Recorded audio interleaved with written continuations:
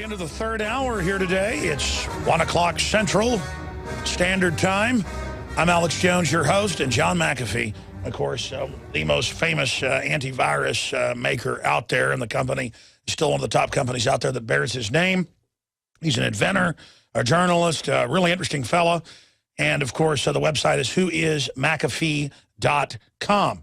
And he joins us here. We're going to come back in the next segment and really get into all the things he wants to cover. But he was here about an hour before it came out, and he said, yeah, I just talked to NBC, and they're going to be, talking about how the feds tried to hire him to come try to fix healthcare. So I guess they are all hands on deck trying to hire all the tech gurus to fix stuff. We're going to talk about that coming up in the next segment. But, John, it is great to meet you in person, buddy. Well, it's great to meet you, Alex. I've talked to you on the phone so many times, I felt like I knew you anyway.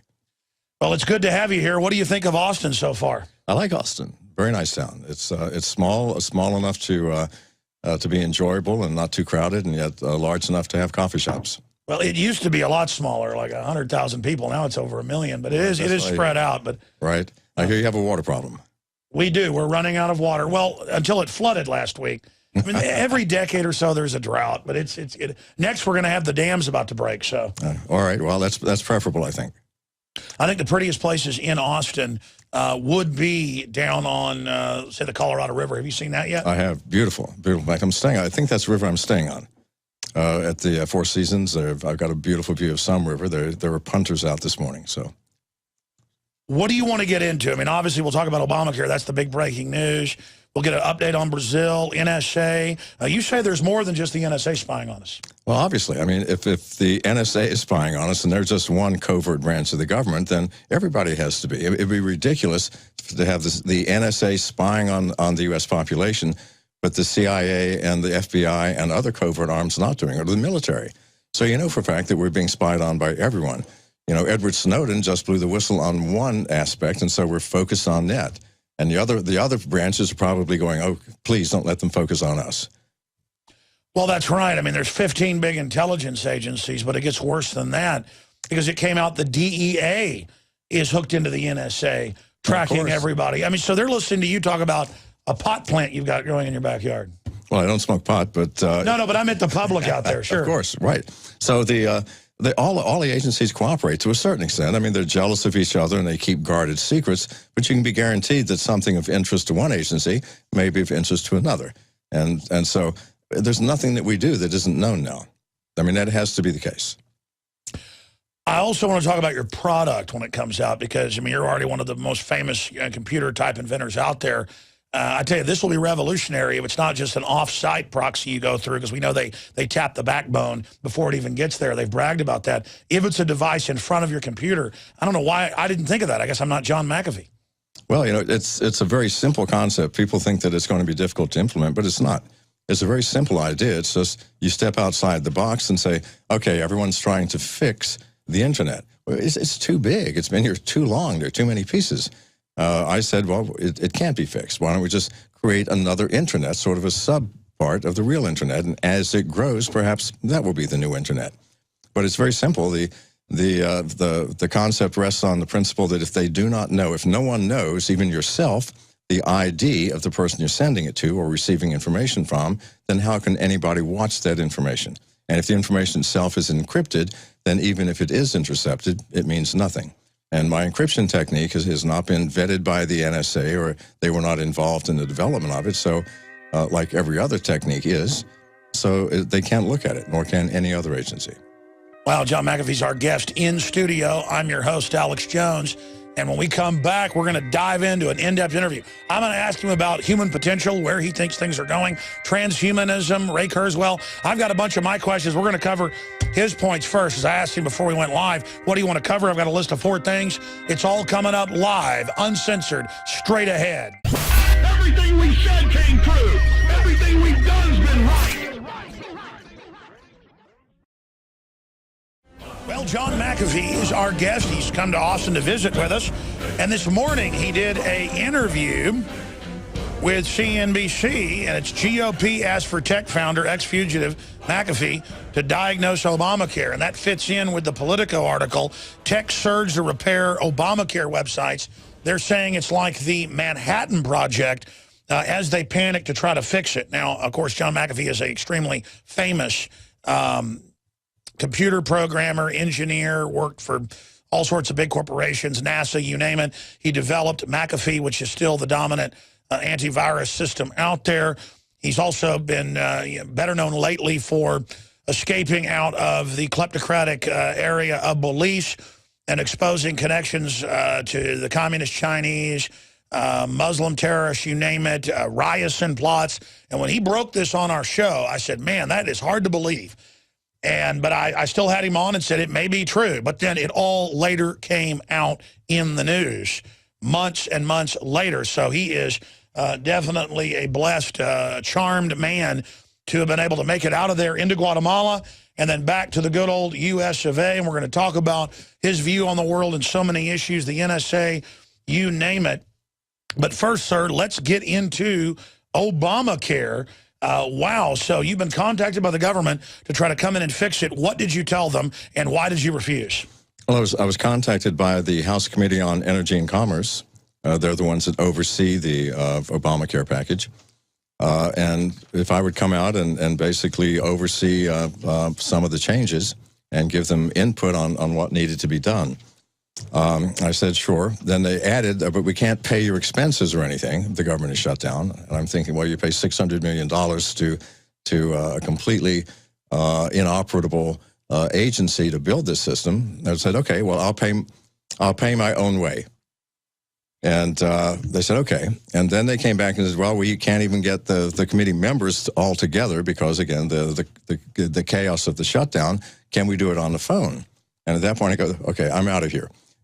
They expect me to give them advice on a system that requires showing them charts and graphs and how this thing is put together and what's wrong with it, and they want to do it over the phone. They're not serious. They just want to say, we contacted McAfee, he gave us some advice, and we're going to implement it, which is utter nonsense. They're not. My advice would be, throw it away and start over. You cannot fix the system that's there. It is impossible. The way it is architected, any good programmer will tell you, it's just not going to work. And they can pour money into it, another $50 million, another $100 million. It will never work the way that it is. It needs to be redone. A friend of mine, Mike Adams, who's a successful computer programmer, he said the same thing 2.5 weeks ago. He said several things. He said, it looks like basically chimpanzees were in there tied up to keyboards writing this. It's gibberish. It's not even bad code. Yes. That came out today. Yes. And he said that the government always throws more money at something that doesn't work when you need to scrap it. But he said that's what all the top programmers are saying. That is what you, John McAfee, as a well-known top programmer, are saying. But clearly the Commerce Committee knows that too. So what do you think the real reason is? Mike and others are saying, now it's actually coming out that it's really an NSA front, and they're just getting data for who doesn't have insurance to find them, and it's totally cold-blooded. Might be, because it doesn't seem like they were serious in actually implementing a Medicare system. And you're right, the code. After the rollout, there were programmers that went on bulletin boards asking for help on programs that they had been working on for this system, all of them Indian. CGI has over 10,000 programmers in the country of India, and they're doing very basic programming in a language that only runs on the front end, that is your computer. So when you log on to Obamacare, the programs are downloaded to your computer and run, and then ship the data back. It's a very cheap and easy way of doing it. And that's fine if you have 10 or 20 users, but if you have millions, it just isn't going to work. And that's why the architecture can't support it. But to have a company whose employees are asking for help from the general public on fixing their problems is absurd. If you go through the code, there are fundamental misspellings in there. This shouldn't be happening. This should be a professional company. And that company, CGI, that worked for the government of Canada about 7 years ago, was fired because of incompetence and not delivering what they had wanted. So why did we choose a Canadian company when there are plenty of American companies that are very technically competent in this area? I have no idea. Well, that's another issue. Consumer Reports is now saying don't go to the website because you can basically have your identity stolen on it. Absolutely. Absolutely. And it's not just the website. You don't even know that if it's a legitimate website, because there are so many examiners that can have their own websites. And, sorry, that's my telephone here. Hey, it kind of sounds cool. It's like Star Trek. Let me turn the sucker off. So there are so many examiner sites that anybody can put together. And the sites can be made by hackers. They can steal your identity. They can ask for your social security number. And the following day, your bank account's going to be empty. And this is going to cost consumers, in terms of lost income and identity theft, more than the entire Obamacare package cost to implement. Unbelievable. And Obama came out today. I forget the exact quote. Let me look at drudgereport.com and find it. He came out and called it a good deal and that it's exceeding expectations. Well, I mean, I don't know whose expectations those would be. Does that win the BS award of all time? Well, I think so, or unless your expectations are dramatically lower than any sane person would want to have. So really, that makes no sense. What would the expectations be if, in fact, when it rolled out, you couldn't log on, you couldn't get support, there was no security, and it was crashing every 3 minutes? So what expectations could you possibly have that it met? I have no clue. That is definitely bullshit. And again, John McAfee's our guest in studio. Going back here then to understand this, the Republican committee chair calls you up and says, help us fix it. And then they want you to just tell them over the phone how to fix something that's like many times more complex than landing probably the Mars rover on the moon, something this complex with all these different hundreds of millions of people that are supposed to use it, with all these interfaces and all these exchanges. And nobody's ever made something like this work before, from what I've been told. Right. And then they want you over the phone to tell them how to do it. Right. What did you say to them? Well, first of all, it wasn't the committee chairman. It was the lawyer for the committee, a guy named Sean Hayes, who contacted me. And he was very flattering. He said, I'm sure this won't be a heavy lift for you with a man of your expertise and all of this. And I said, well, okay. And then he said, but I can't pay you expenses. And I go, well, okay. I mean, I'm a good American. You need help, I'll help.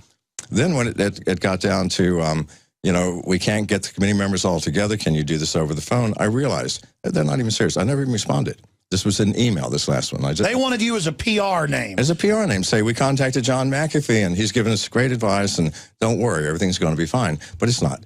And so I don't want to be involved in it. Did you give him the advice you gave our listeners, scrap it? Well, they know that. I've been saying that in the press for a week now. So, yeah, they have to scrap it, and they're not going to listen to that. Or at least scrap the front end. I mean, without... Well, how do you have a website based on a law? It's got to follow this cockamamie law. Well, that's the other problem here. Technology within the government. There are 6,000 pages of regulations for how you develop technological programs. And it takes years to write those regulations. Technology is an area where every year you throw your cell phone away because it's out of date and you get a new one with new features. Technology is advancing rapidly. The regulations are years old.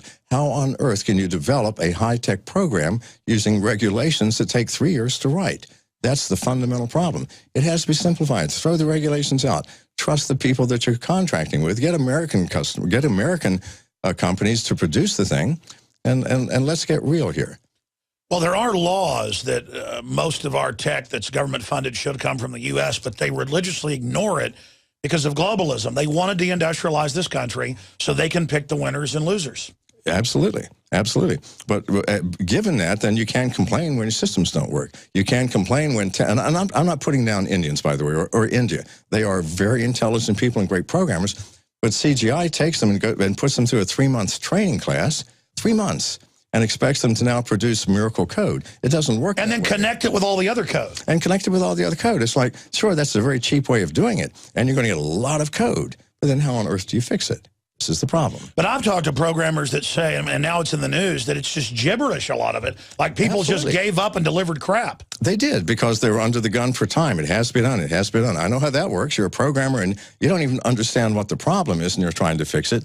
And your boss says, get it done by Friday. Well, you get it done by Friday, and you turn it in, and you hope no one ever runs that program to find out that it doesn't work. That's like homework you do on the school bus. That's it. On the way. You're just scribbling as fast as you can. Go. I hope the teacher doesn't read this. But unfortunately, we do on these programs, and they are going to get found out. Well, yeah, I mean, it's not like Common Core where they teach the kids 2 + 2 = 4. A computer's got to have it right or it won't work. Absolutely. I guess the banksters... 100% right. Exactly. I guess the banksters and the globalists have finally tried to feed their con artist bull into a computer. That's it. And it's not working. it's certainly not working the way this was implemented. Oh, man. So what do you think's going to happen? He's now trying to blame Republicans and people that don't like socialist health care for the website failing. He did that in a speech today. Well, you know, you can blame the manager of the technological program and nothing else. CGI is responsible, period, for delivering a working program. They did not, because really it was unrealistic given the way that they did it. And they did it in order to make money. I understand that. You've got a certain income. You have $100 million that the government's paying you. If you can get it done for $500,000, you have a 99.5% profit margin. But now CGI is going to get more money to fix it. Which they can't. And they're going to use those same programs because you can't use new ones to fix an existing program. Whereas if they threw it out, grab some really decent programs. I mean, very top-notch programmers, because Well, don't tell them how to fix it. We want it to fail. Anyway, it doesn't matter. They're not going to listen to me, okay? John McAfee, we're going to break. Incredible to have this guy in studio with us.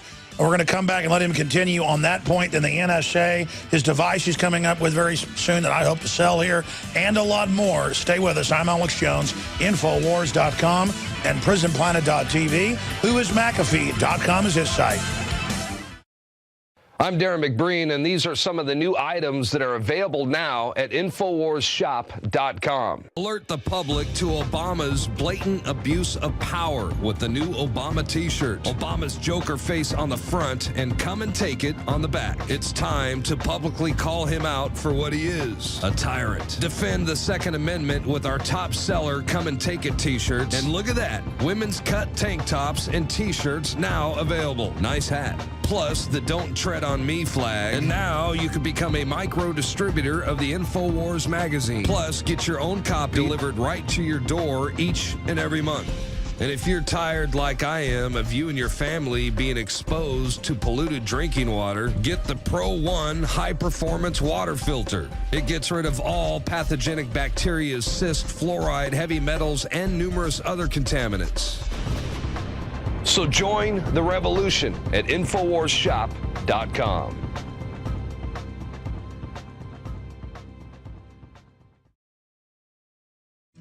John McAfee is really amazing in person. And you saw the media hype and the demonization of him when he was down in Belize. But we need to do a part 2, maybe for the nightly news with you, where we go back and show how all the stuff you talked about with us earlier this year, or I guess last year, all of it later turned out to come out. It was like a James Bond movie or something. So we'll have an update in the next segment with Mr. McAfee with us. Again, I'm Alex Jones, if you just tuned in.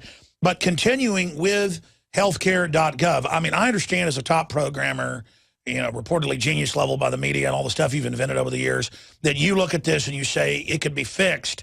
My issue is, I've talked to other programmers that are very smart as well. They say there's no way government didn't know this was a piece of crap and wasn't going to work. What do you think's really going on here?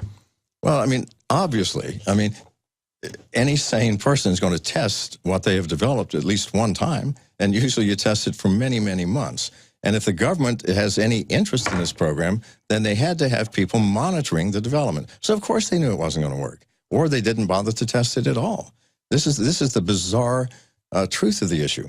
So I don't know what's going on. I do know that what happened is unthinkable if it were being managed by a true technological manager. They would not let this happen. You build the program, you design it, you go through an alpha test period for a few months, which is, you know, you have a few people logging in, then a beta test where you simulate massive amounts of input, and then you fix the problems and you roll it out. Clearly, they didn't go through any of that. This is not the normal way of developing software. I don't know what it is, but I've never seen it before. I keep going back over this because it's just the whole thing is so not Orwellian, more Twilight Zone, because Obama's up there saying it's a great deal and exceeding expectations and just bizarreness. It'd be like if my wife came home and I was in bed with 7 women and I got up and said, honey, I've never cheated on you, baby. I mean, it's just the level of BS. Mm-hmm. Well, you know, by the way, that is the standard approach. I mean, if your wife does catch you in bed with a woman, you deny it. I mean, it's a fact. Never, ever admit. So I guess it is, like Bill Clinton said, deny. Right. So I guess it is literally, what's the term they use for that in the Pentagon? Gaslighting. That's it. That's it. So, you know, I really don't have a clue. I am not politically connected. I can tell you everything you need to know about computers, software, networking, security, but I don't have a clue. What do you think about... something's wrong and it's not going the way it should. What do you... What do you think about the whole NSA thing being exposed? We know that's been going on for a long time, but why now is it getting exposed, and where do you think it's going? Well, it's getting exposed because someone, Edward Snowden, said something and showed us. Now, he's hiding out in Russia now, unfortunately, Russia. However, why are we worrying about the NSA? It's every single covert agency of the government, and there are 15 or 20 of those agencies. And you know for a fact that if one agency is spying on us, that they're all spying on us. This is a fact. And they all share information. So the CIA, the FBI, Army intelligence, they are all watching us. I know this. I've known this for years. If I say something, people go, oh, you're paranoid, you're crazy. And it takes someone like Snowden to pop up and show us, and we go, oh, my God, the NSA is spying on us. Well, duh. Of course they are. They have been for years. Well, talking about CGI, they do the Pentagon's most complex systems, so they obviously knew this wasn't going to work. So therefore, it was done by design to put off Obamacare and only bring in the fine part. I think clearly it's just there to find people. It's entirely possible. You know, I don't know for a fact, but something is going on that is not sensible, not to the mind of someone who's been developing systems like this their whole life. So you could be absolutely right. Let's shift gears into your device. I can't wait till this comes out.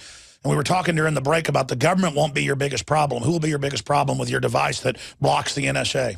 I think the music industry and the TV industry, they are so paranoid about intellectual property. That is, please don't let anybody make one copy of my music or my video. And yet statistically, I mean, if you look at the figures, the music industry and the television industry and the movie industry has never made more money than they are today, with all of the piracy that's going on. And also statistics say that people who pirate videos are the most purchasers. They pay them more money for the ones that they do want. So they have no reason to be doing what they're doing. But I guarantee you there's already been comments made that this is a dangerous product and a dangerous idea that they're going to try and block it. I want to talk about this when we come back in the long segment because it tortures me. I have an old TV, not that old, like 5-6 years, that has a DVD player on the side that I've run in the garage on the treadmill. It broke that DVD player. So I went and got another one, plugged it in, and it gave me a message and said, you're not allowed to run another device in this, anti-piracy. And these are bought DVDs. Right, I understand. And then I have all this other equipment in here for TV where we're trying to put on a show, right. And I'll buy the equipment. It's my show. It won't let it run over a television. Right, and I can buy a DVD from Australia and pay for it legitimately, and it will not run on my American DVD player because it's a different region. So it's stopping technological development so that they can kleptocratically make more money, and instead they're screwing up all the devices like Dr. Stallman talks about. We'll be right back. Stay with us. Are we choosing our own destiny, or has it been pre-selected for us? As we've moved through history, every great leader has had to understand the potential of information. Billions of dollars have been spent privately and publicly looking at how to tap into your psyche. From compulsory state education to the Hollywood media brainwashing machine, we are kept in perpetual bondage to the ideas that shape our actions. When somebody obscures that feedback loop between you observing and testing it out and verifying it, they can take total control of your awareness. All of this is happening so fast, you need to be ahead of the game. How to engineer the opinion of the American people so that they would not only endorse but demand a war. Oh, there's another one. Another plane just hit. State of Mind, because there's a war on for your mind. Get your copy of State of Mind, the movie, at Infowars.com. And remember, every order at InfoWarsStore.com receives a free citizen rulebook.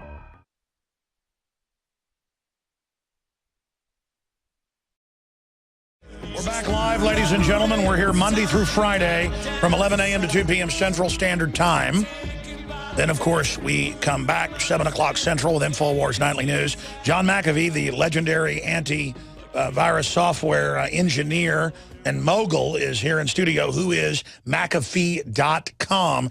This is very interesting and informative website. So you can go there and check that out. And it has lots of guns. We're going to talk to John in a minute before we get back into his new device he's developing. Sounds very interesting. During the break, he was telling me about it. We went down with an open carry at the Alamo, over 1,000 people with guns Saturday, and it made national news. That was certainly fun, to openly exercise our right to self-defense and deprogram all these people who think you shouldn't own guns. We'll talk to him about guns as well. Before we go any further, Don't forget, we have InfoWarsStore.com, and this broadcast is listener-supported. So I sell the very best products that I've researched, that I believe in, that I think are high quality for you and your family at the lowest prices, like Pro One, Pro Pure, stainless steel systems, the entire family of Pro Pure systems, the lowest price anywhere already, 10% off, promo code WATER at InfoWarsStore.com. Or call toll-free 888-253-3139 if you have any questions or comments or want to order over the phone. Or you can also find out the listings and prices online and then order via snail mail at P.O. Box 19549, Austin, Texas 78760. And, of course, there's hundreds of books and films and hard-to-get titles at InfoWarsStore.com as well. And there's InfoWarsHealth.com and InfoWarsLife.com with all the great products like InfoWarsLife.com and our maiden product, deep research for years on this with scientists like Dr. Group. And I went and did the research, filed at the National Academy of Sciences, you name it. This is the only nascent iodine that's put through this patented system to atomize it down to its absolute most basic elemental form of atomic iodine. And let me tell you, it is something else. So InfoWarsLife.com. It is sold out. We'll have more in about 2 weeks. So get in line to get it shipped out to you first. I'm sorry. They had to expand the size of their FDA-approved laboratory to be able to supply us. They've never seen anything like this. And so it's great. We're getting high-quality products out and funding our operation. It was just a little 40-year scientific, specialist installation that we had to do this. They weren't ready to mass produce it. But that is now happening, InfoWarsLife.com, or as I said, 888-253-3139. John McAfee is here with us, and whoismcafee.com is his site. So we got cut off by the break. You were getting into your device. I mean, if you tell the audience as much as you can tell them. You were telling me quite a bit, but I don't know if that was in confidence, about how revolutionary but also simple this is going to be and what it's going to do. The device is basically a hardware device that interfaces with your smartphone. You carry it in your pocket. It has no screen. It has an on-off switch and a little light to show that the battery is running, and that's it. And we have an application that runs on your iPhone or your Android phone that when you want to switch from the internet to the secure network, you press a button, and then you're now in our network, which is anybody else who has one of these devices within a quarter of a mile, you're communicating. And if you're in a city or a college campus, there may be thousands of those that are close by. It's an information sharing network. It's a file sharing network. So it's like a new internet or a private. Like a new internet, and it'll start out small, of course, because everyone won't have these things. But eventually, I mean, you switch from the current internet to the secure internet over and over and over. And to begin with, you might not be able to communicate with someone in India, but after a year, when we get enough of these and the information is relayed, then it'll be just like the internet. But it'll be able to get on the net as the first reason to then protect your identity. That's absolutely. It protects your identity, and when you're on the secure part of the network, no one knows who you are.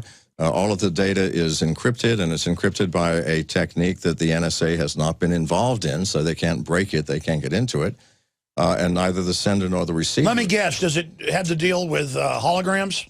It does not, no, sir. Okay. If it did, I wouldn't tell you, would I? No, I was talking to my dad about this, and he said, I bet it's a hologram interface or something. My dad's smarter than I am in some ways, but go ahead. No, so I'm not going to say, for the simple reason. No, obviously don't say. We don't want people to know. So it's going to be very secure. So neither the NSA nor the CIA nor the FBI nor Army Intelligence nor anyone can find out who you're talking to, what you're saying, and what you're exchanging, which is really what we should have that right anyway. Now you're a trailblazer in your own right, obviously, but other great minds are going to hear this, or they probably already thought of it. Even if they try to stop you selling this here domestically, it's going to be a huge international market, and then other people are going to make clones or knockoffs, and then other technologies. They're not going to be able to stop this. Well, they may stop me temporarily, of course. They may say you can't sell this, and I'll say fine. Your control stops at your boundaries. You have Canada and Mexico and the ocean, and I'll sell it everywhere else. It will have to get here eventually. Any technology which is beneficial will eventually get here. We know that. It just may take time. The music industry is going to raise hell and complain.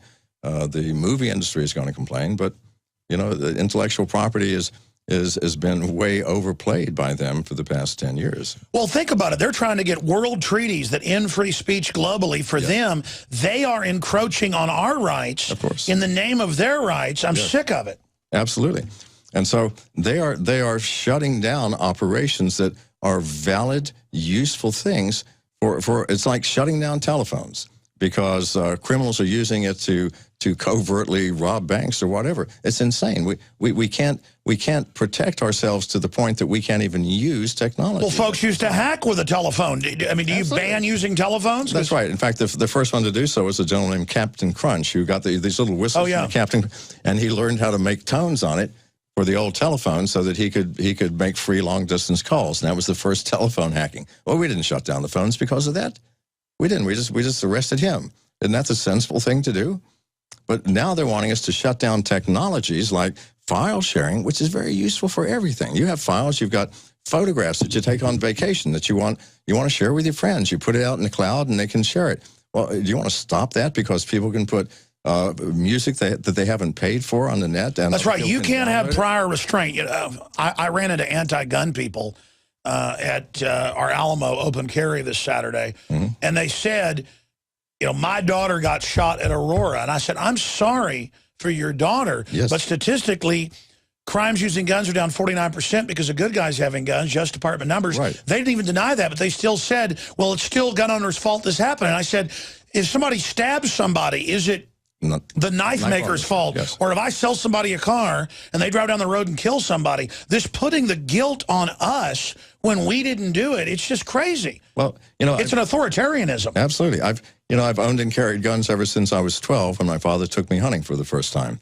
And he taught me how to handle guns properly and not to point them at people and how to load them and unload them. And seriously, for the past 10 years, I have never been without a gun except when I shower. And when I get paranoid sometimes, I don't shower, so my wife complains, you know. So, and I've never pointed a gun at anyone, certainly never shot at anybody. But it is, to me, a deterrent if we all carried guns. I lived in a town called Rodeo, New Mexico, a small town of a couple of hundred people. Everybody was armed there. Everybody. I love it. Well, they never had a problem. They never had a robbery in the grocery store. They never had anything. I mean, a criminal coming through town that, you know, pulls a gun out at a cafe, all the customers are going to pull a gun. Criminals are on record that they don't go to small towns and rural areas because they know. They know. And so what's wrong with that? And there's no violent crime there. We all carried guns, but I never saw a gun pulled and pointed. Well, you asked permission if you could, you know, like, hey, I'm bringing a gun. We're like, well, you better. Right, that's what they said. So don't try anything here, they said. We're all armed. Well, no, but I mean, for us, it's like having a pencil or a coffee cup. It's a tool. I sleep with mine. Now, I stopped sleeping with it in my hand for obvious reasons, okay? But I sleep. Oh, then it gets all lonely. Yeah, you know what? But nightmares and things like that, it's pretty scary. My current wife said, no more. It's not going to be in your hand anymore. And I said, if I lay it next to me here on the bed, that's okay. But I'm always with a gun. And why not? I mean, the criminals have guns. And, well, off record, you've had a lot of issues. I mean, they're obviously. Of course, and I, you know, I mean, for a month and a half, the Belizean government was actively trying to shoot me, and you know, why shouldn't I carry guns, and why shouldn't I be able to protect myself? Well, why are they allowed to have guns, but we aren't? Well, that's the problem, isn't it? And here's the thing: if you pass a law saying we can't have guns, I promise you, the criminals don't care. They're already breaking the law. Do you think they care if they're carrying an illegal weapon? That's so absurd. So we're not going to take it out of the hands of the people who are going to do damage with guns. We're taking it out of the hands of people who protect themselves from those people who are trying to do damage. So I don't know. You know, I'm going to have my gun in my hand except when I'm sleeping, or in my pocket, or I've got one here now, obviously. You know, as long as I can, because it's my right. But I mean, it goes back to rural areas where you had grizzly bears, or the immigrants were fighting with the natives. I mean, it came down to you better have a gun on you, or you could get killed, or you would get killed. It's a fact of life. I mean, you know, the world is a dangerous place, especially outside of our comfort. Well, here's my issue: we're not worried about death threats around here and stuff, because somebody ever tries to come around here with something. I mean. Anybody wants to carry a gun in their briefcase or CHL, you name it, folks are packing around here. Right. And that's just the way it is, and it's peaceful, it's happy, and everybody's friendly. Right. If someone does come in here, I'll stand with you with my gun, all right? So. We're ready right now. I mean, here you go. We're all ready to go. You know, I like revolvers myself, just because they're, you know. No, I do too, and I prefer the hammerless. Oh, really? I didn't even know that's what you had. But, well, I've got all kinds of guns, and I carry different guns for different occasions. It's loaded. Here, I'll let you. I notice yours is not. There you go. All right. There you go. I like a 357, just because in stressful situation. It's loaded. I didn't see. Oh, yeah. The 357, you know, in a stressful situation is good. It's got the best penetration for something like this. No question, but that's a little lighter to carry and small. Oh, it's beautiful. It's beautiful. So, and the hammerless variety, you know, so many times you pull your gun out of your pocket, not to point it at someone, just at the end of the day, and the hammer gets caught on your pocket. But look at our guns. They're friendly. They're hanging out together right there. We get a document cam shot on that. In fact, we'll put them over here by you, and they can just have some time together. There you go. Then. All right, then. Look at that. That's like powerful. They're like exchanging. I have some 357s, too. I tell you what, the finest little carry gun is the new Ruger, that little micro 380. I know it doesn't carry much of a punch, but, you know. It's, now, one of my friends' wives carries that in her purse. Yeah. Well, I carry one in each pocket sometimes because they're so light you can't see them. You don't even know you're carrying them. You know, 7 rounds, 380. 380 is not a bad gun. James Bond used the Beretta 380. Remember that in the first James Bond movie? They tried to give him a different gun. You're like an adventurer, aren't you? What made you go down to Belize? I guess adventure. Why not? You know, I think we might live once, just once. And if that's the case, I don't want to miss anything. I don't miss anything, Alex. Without getting into your security and things, you're traveling around the U.S. right now? I am. I'm traveling with security. And because of an incident that happened recently, I've beefed it up, and I'm traveling with some very serious security now. I did notice that. Well, that's a good thing. Yes. But I mean, going back, obviously, you were a computer programmer. I think worked at NASA and places, going over your bio. I mean, do you have any shadowy background that you think they might be after you for?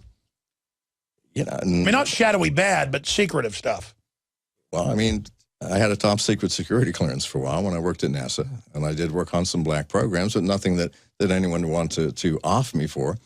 I think my biggest concern is Belize. You know, I ran afoul of the Belizean government, and I came back and I stated some things that maybe should not have been stated. That the Prime Minister ordered the death of Arthur Young, that John Saldivar was selling passports illegally. This is the Minister of National Security. He's in charge of the Army and the police, and of course the Prime Minister is in charge of everything. Well, they're not happy about that, and they're afraid that if I provide more evidence, the entire government will unravel. So obviously, I have to think that maybe in the back of their minds they would feel better if I wasn't here. I know you talk. Is that paranoia? May I ask you? No, I don't think that's paranoia. I mean, knowing what goes on in the government of Belize, what it's used for, how famously piratical it is. I don't know about those individuals, but I know that certainly I would be concerned if I had the entire Belizean mafia-style government angry at me. Right, and the other thing is that they have a longer reach than you might imagine. For example, there are American businesses that would love to do business in Belize for a lot of reasons. You can do illegal things there if you pay the right people, and your profits can soar.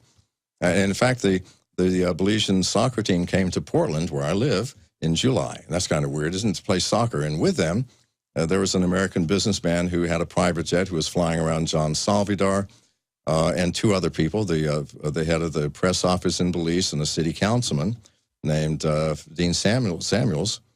And, you look at that and you think, well, I don't know, why did they come to my city? Why did the head of national security come to my town way up there, So I'm thinking, well, I don't know, maybe I should be cautious. And I am cautious. I don't call that paranoia. Well, I don't. You'd be stupid if you weren't. I would concerned. be stupid. And so as a result, when I go somewhere, people arrive in advance. They check things out. They look to see if anything unusual is happening. I change venues constantly. I tell them I'm going to be staying at one hotel and check into another. And when I arrive with some serious security. I mean, going back to Belize, you were talking about Muslims and certain countries and rioting. It was nowhere in the press, and then it had to be 4 months later. Exactly what you said about that came out, and you said that's one of the reasons they were after you. I mean, do you now know, have you figured out of all the reasons why you think folks were after you? They're after me because of what I knew, because, when they raided my compound in Orange Walk in May, shot my dog in front of my eyes, did $500,000 worth of damage, kept me handcuffed in the sun for 14 hours. By the way, I don't recommend that as something to do for fun, Alex. No, that hurts. That does hurt, believe me. I tried not to whimper the whole day, and I didn't. And then left. and then came back and said, are you going to, are you going to reconsider giving us a donation to the party? And I go, no, I'm not. I went to the press. At that point, I started handing out presents, computers that I had my own software on just to monitor things. Okay, I gave them to all the government ministers and their secretaries and their aides, and that's how I found out what was happening. So you gave them a Trojan horse. I did. You made them think they'd won. You started giving them goodies. Absolutely. Absolutely. And just like the general public, they just take devices. They take devices. They don't think. They don't think, well, who is this man? Well, I'm John McAfee, for heaven's sake. I invented computer security. You think I can't turn on your microphone on your laptop in your office and watch what you're doing? That's so trivial. Anybody can do it. So maybe in retrospect, it may have been a mistake. Because then you learned all the secrets. You were like your own private NSA. I learned all the stuff that's going on, and it was scary. And then I came back, and I made the mistake of actually telling it on the blog. And so, yeah, you would be paranoid too if these people came up to your town and some shady American businessman with a private jet flying them all over America, showing up in your town. It's like, whoa. So maybe the next time I'm on your show, we will discuss this in greater detail. It might make a really nice show.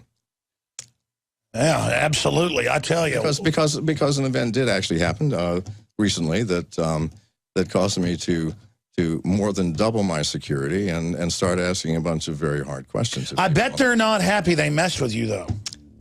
Yeah, if they wouldn't have done that to your dog and all that stuff, would everything be fine? Shot my dog. I think we could have fixed this. But you don't shoot my dogs. My dogs are family. I don't know how you feel about animals, but a dog is. Oh, I love dogs. Well, they're a member of the family. They provide protection. And I think they're maybe the best members of my family. Well, so they're certainly the most loyal. Exactly. I promise you, he's never going to turn on you. Exactly. We'll be right back. Hello, this is Hank Hill, and I'm telling you what, you need to listen to Alex Jones. Yeah. Infowars.com. Yeah. I judge, what is the secret of the universe? Infowars.com. Yeah.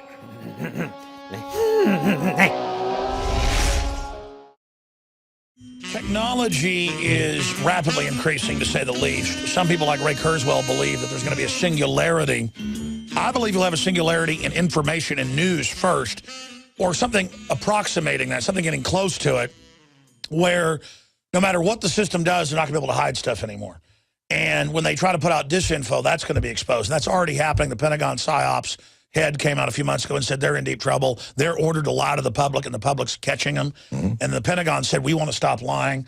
And there were people freaking out during the Pentagon briefing that was streamed on the internet, getting up saying, we don't want to lie anymore. I mean, it was real. Sure. But I think at the higher level, they told them to do it to try to get people's confidence to go, we promise we won't lie anymore. But here is Ray Kurzweil, one of the Google execs, saying, meet the Google executive who plans to cheat death. Ray Kurzweil takes 150 vitamins a day so he can hold out long enough for invention of robots that will keep humans alive. Now, whether this is real or not, in my film Endgame that I made 7 years ago, I show all the quotes. They say humans are bad. They're going to establish world government, forcibly reduce world population. They're going to merge with machines and live forever. I didn't say that, as the New York Times said. I was quoting Kurzweil and others. Here he is back in the news today. This is the Daily Mail. What do you think of these things? Because whether it's feasible down the road or not, these people are maniacs who are anti-human. What is your take on it? Well, in one respect, I admire Kurzweil because I do too. He developed some great music, or musical devices. And the copying machine or a bunch of other stuff. I'm not sure about the copying machine. Well, a modern one. He's a Scanner. Right, he's a brilliant man. There's no question about it.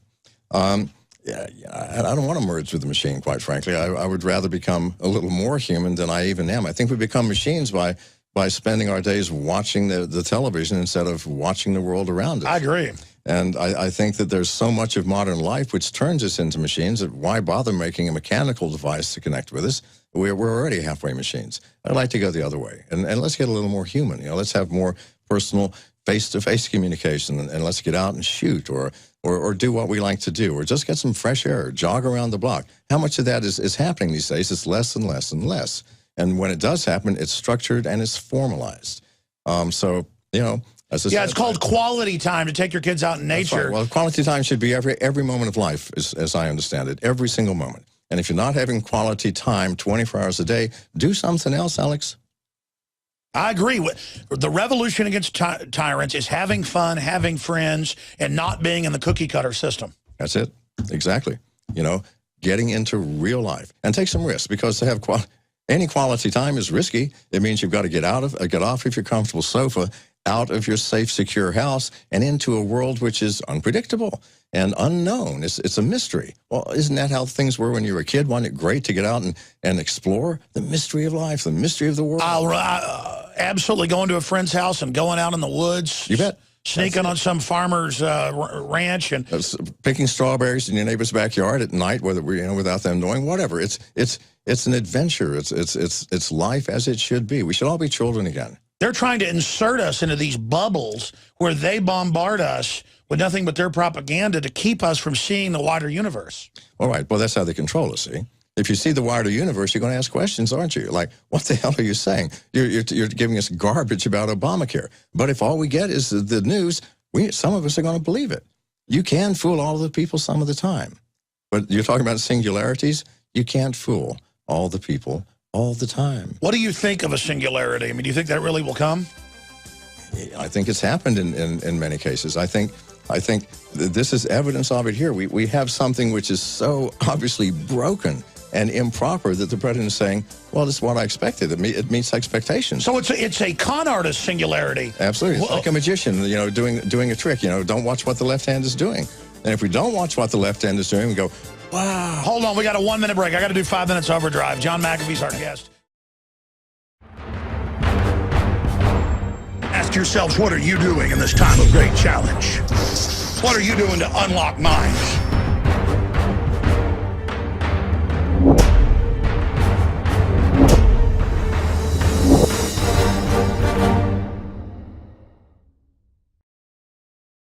Man, this Obamacare video, we've got it up on Infowars.com of this woman falling over. She's acting like a zombie. I mean, it's just getting weirder and weirder. And at his events, women will start collapsing everywhere like he's Elvis Presley. I mean, it's getting weird. Was fainting woman an Obamacare staged event? Steve Watson asked up on Infowars.com. Bizarre mind control caught on camera with a woman saying that Congress is the devil. She's like programmed and goes into some trance. I don't usually cover stuff like this, but it's so weird. Top Democrat opens the door for Social Security cuts, Kurt Nimmo. I never got to this today, but we'll play it on the Nightly News or get Mark Dice on tomorrow. Americans sign petition to support Nazi-style Orwellian police state. They're asked that if it's for Obama. So it's what you were just saying before the break. John McAfee, legendary programmer and the inventor of antivirus software. The whole concept is here with us. We only got 4 minutes left. You were talking about the singularity of BS we've reached, where now they say this Obamacare is wonderful. The site works better than we thought. Are they trying to overthrow reality by almost polluting things with so much disinfo? People kind of go into learned helplessness? Well, at first they do, but I think you're going to find something else. The common man ultimately is smarter than we give them credit for. At some point, everyone is going to look at each other and think, wait a minute, the emperor has no clothes. It doesn't matter. Everybody says, oh, yeah, he's dressed. And the child's going to say, look, the emperor's naked, the old story. And someone's going to say, wait a minute, he just said that this thing is perfect, it's just as expected, and the world is saying it's broken. So at some point, we're all going to look at each other and go, all right, it is bullshit, isn't it? And trust me, that's what will happen. And that's when the overthrow, I don't mean the armed overthrow. I mean, we go to the polls and we recall everybody. And a mental overthrow. A mental overthrow. A mental overthrow. And then we look at ourselves and we take responsibility and realize what we've done. We have allowed this to happen through fear. We're afraid of the terrorists. We're afraid of the Muslims. We're afraid of everything. And we've allowed to be created the Homeland Security and the Transportation Security Administration, all the things that, I have to get halfway undressed every time I come, like to get here. Halfway undressed to go through security. Well, that's really bizarre. And at some point we go, no, wait a minute. I'm not going to be afraid anymore. We call these people, boot them out of office. Let's change what's happening. We are Americans. We still have a Constitution. Let's adhere to it, and let's make use of it. We have the right. You think we can't recall our congressman? We can. Go to the polls, sign some petitions, get things changed. I agree with you. We've only got about a minute and a half left. John McAfee here visiting us in Austin, Texas. I think this has been a legendary interview. Whoismcafee.com is your website. Any other points that after this interview's over you wish you would have made? You know, I think none, other than, you know, when the music industry does rise up against me, when this product comes out and says this is a dangerous product, you know, make your voices heard. I think they're dangerous, trying to bully our freedom, of course, and preemptively tie us up because we might do something wrong. Absolutely. They've allowed so many technologies to die because they were a threat to that industry. Well, I want those technologies. I would like to have the right to freely share information. Let me do that. The risk, if there's a risk, well, that's too bad. Well, if I commit something, then I get in trouble. You don't, like John McCain said, they'll remote control kill your computer if they think you've downloaded a song illegally with no judge or jury. They'll destroy your computer with no proof because they feel like it. Of course. Why not? I mean, they have the power. That's the issue. They have the idea. Well, why not? I'm doing it for the better good of everybody. Like, I know what you need, Alex, and I'm going to do what's right for you. Don't you worry about thinking and choosing things for yourself. I will decide because we know what's right. Well, they don't know what's right. Well, that's called slavery. That's indeed. It's slavery in every aspect. It starts with mental slavery, where we actually believe the nonsense that we're being Amazing. John McAfee, good to know you personally. Folks, Lord willing, we'll be back tonight, 7 o'clock Central, InfoWars Nightly News. Get your subscriptions at prisonplanet.tv. And for everybody, we'll be back tomorrow, 11 a.m. Central, with the syndicated radio broadcast. Obamacare is a dud, even if he says it isn't. Now you can watch Alex Jones live at Infowars.com/show. You'll find links to all of our content there and a free 15-day trial for Prison Planet TV. You can also browse the network, the InfoWars Nightly News, and over 60 movies and documentaries all together in one place. You can watch the Alex Jones radio show live as it happened. So check it out, Infowars.com/show.